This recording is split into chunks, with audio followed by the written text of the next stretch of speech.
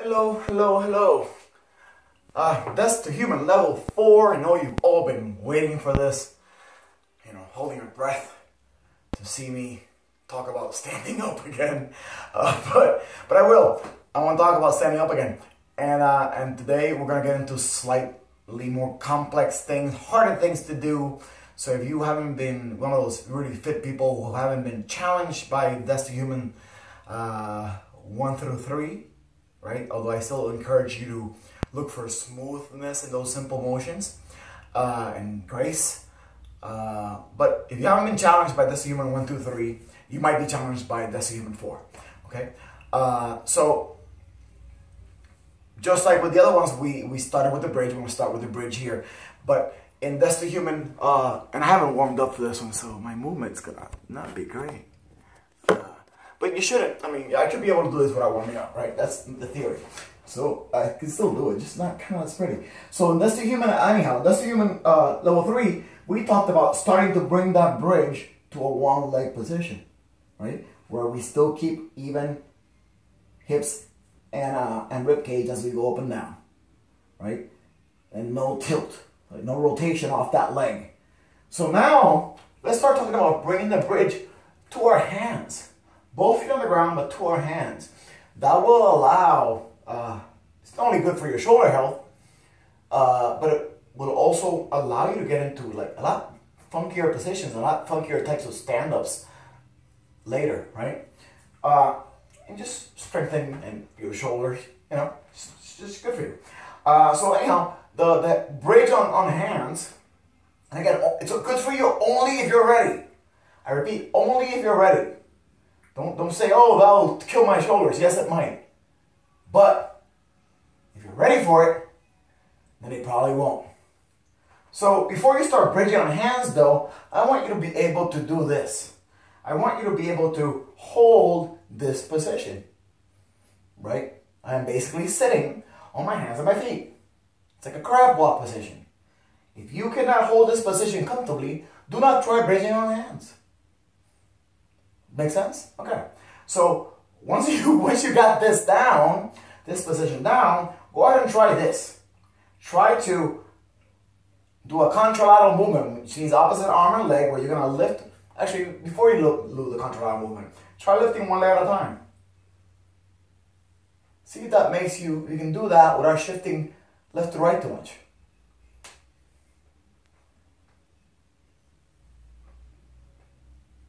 Alright? Now, how about try lifting one arm at a time without shifting left to right too much? That's quite a bit harder.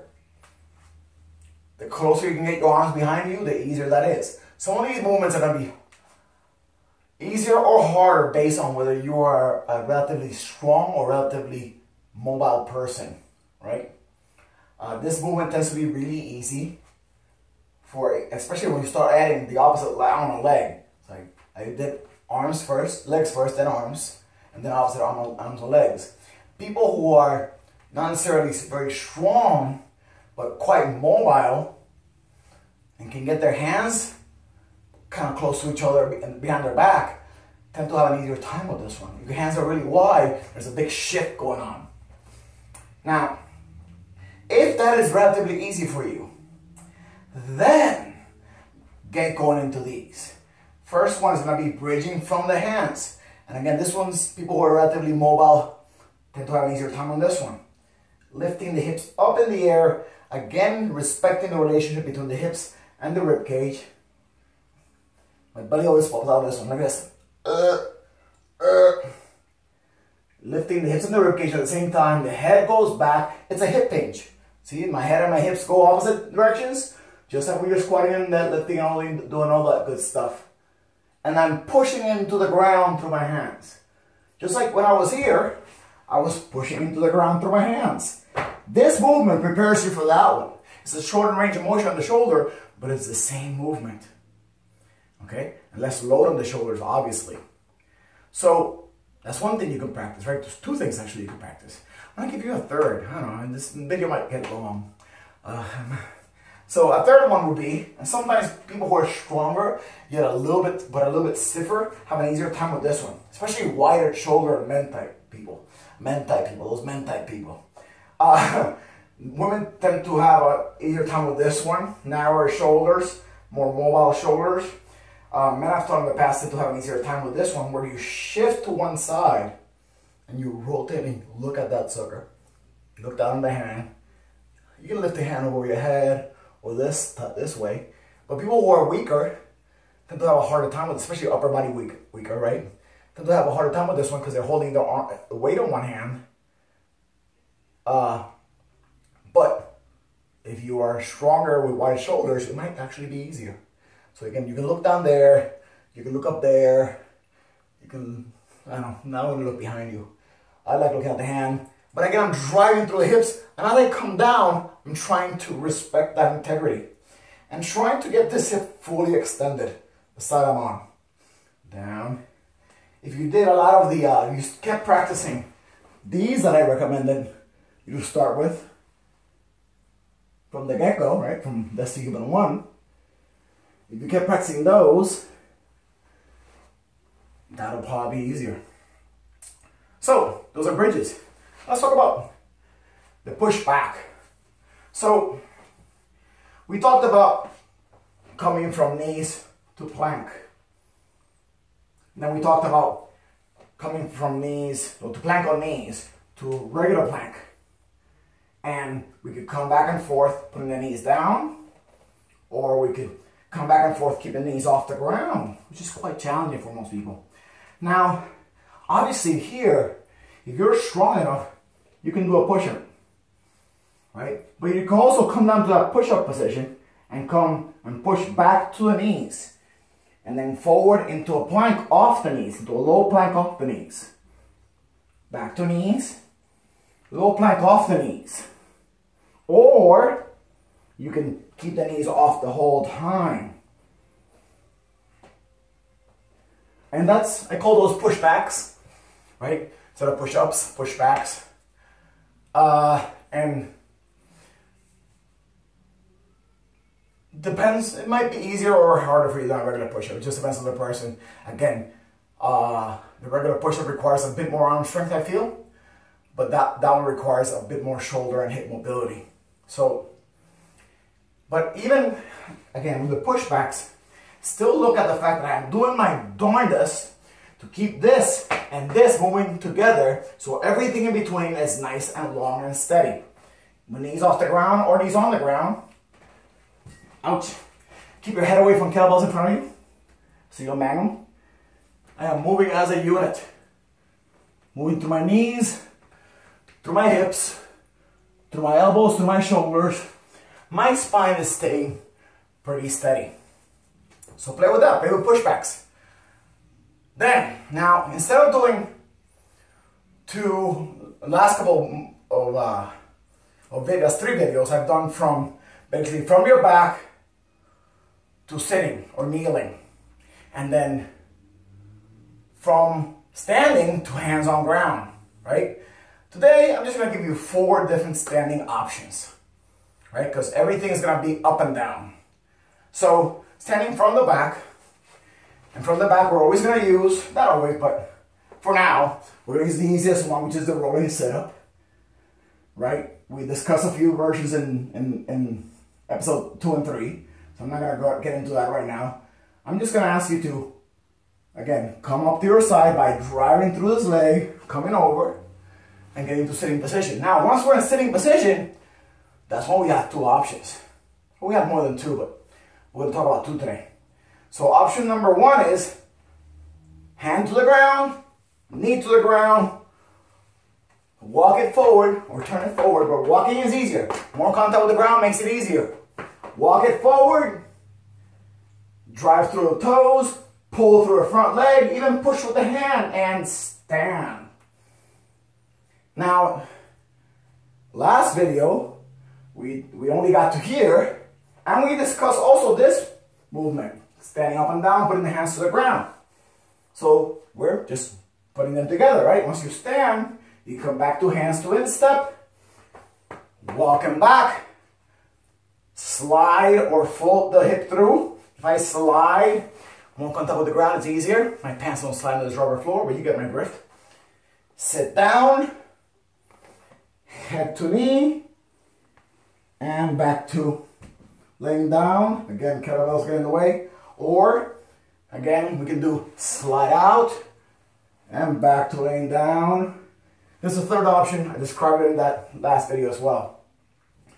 So that's one way of getting up from your back. Now another way that also takes the same pathway of that side sit-up is coming up. And once you're here, we call this in jiu-jitsu a technical stand-up. If somebody's trying to kick you in the head and they're over here, it's a good way to do it. It's not exactly how we do in jiu-jitsu though. I'm just going to do the most practical way, not the most defensive way, right? The strongest way I'm going to teach, which is this. Instead of bringing the knee to the floor right here next to the hand, I'm going to bring my foot back to the ground. And now my weight is on my feet. So for those jiu-jitsu people, you guys know that when I turn, I'm going to keep even weight on hands and feet. So I'll make a strong square, right? Now, when you're just trying to stand up, most of the weight's going to be on your feet. So I'm bringing my foot here, my weight's on my feet, and I stand. I'm kind of in a lunge position. We should have practiced those. So just like we practice this, right? We could also practice this. Stepping back and around and putting both hands on the ground. And that takes you into that. So bring the foot back to your hand, plant it, stand, step forward. The biggest difference between this one and this one is, well, the second one requires more upper body strength and a bit more hip mobility. It is a more advanced movement. The first one requires less upper body strength, a little bit less hip mobility, and one is kind of going forward while the other one's kind of coming backwards and then standing forward. Again, play with them. Have fun with it. Do them both if you can, right? I'll give you more options, maybe if I do video number 5. So, then, let's talk about standing up from your belly, okay? So, this one is usually the one that I get most people to do first correctly. This one will be the second easiest one that I found in the past. And it's the one where you start from your belly and you push back to your knees, and as you stand, you step through. And once you step through, we're in a lunge. Now, there is something to be said about starting the stand-up, not from here, but from here. Okay? Because you can kind of push off the hands, and that helps some people stand up. It's more stable. And also, it forces that deep hip hinge. It forces you to load that hip. Whereas here, some people want to do it over that front knee. Right? But if you kind of drive your way into that front foot and press down through the arch, you could be able to do it without putting your hands out, let's put it that way. And we stand. And again, the comeback, the sit back down, could be this upright reverse lunge type movement that we kind of practice with the assisted lunge. Or we could go 2 hands on floor. And then bring the leg back here. Or stand up straight, bring the leg back here. Hands forward, sit back, belly on ground. Again, we come back, we step through, we stand. We step back, knee on ground, sit back, belly to ground. Now, the other option here, again, whereas here, we went a forward stand up, and then we went a kind of backward stand up, and you can also come back here. That would be more defensive too, right? You pull away from your opponent. When we're going forward, we could go even more forward, right? Because here, I pull back and I get up. But I could also, this requires definitely more hip mobility, in my opinion. My experience, I say. You're gonna push back and then bring your leg through.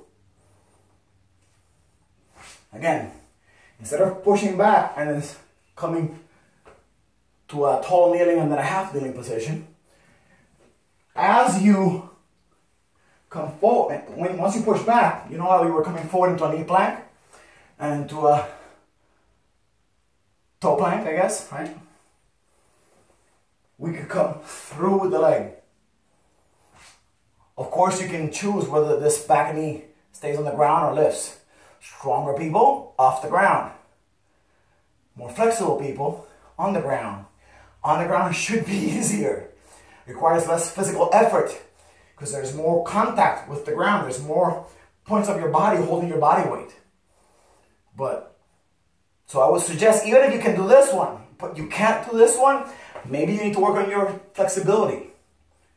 Now, if it's the opposite, if you can do the knee down version, but you can't do the knee up version, maybe you should work on your strength, right?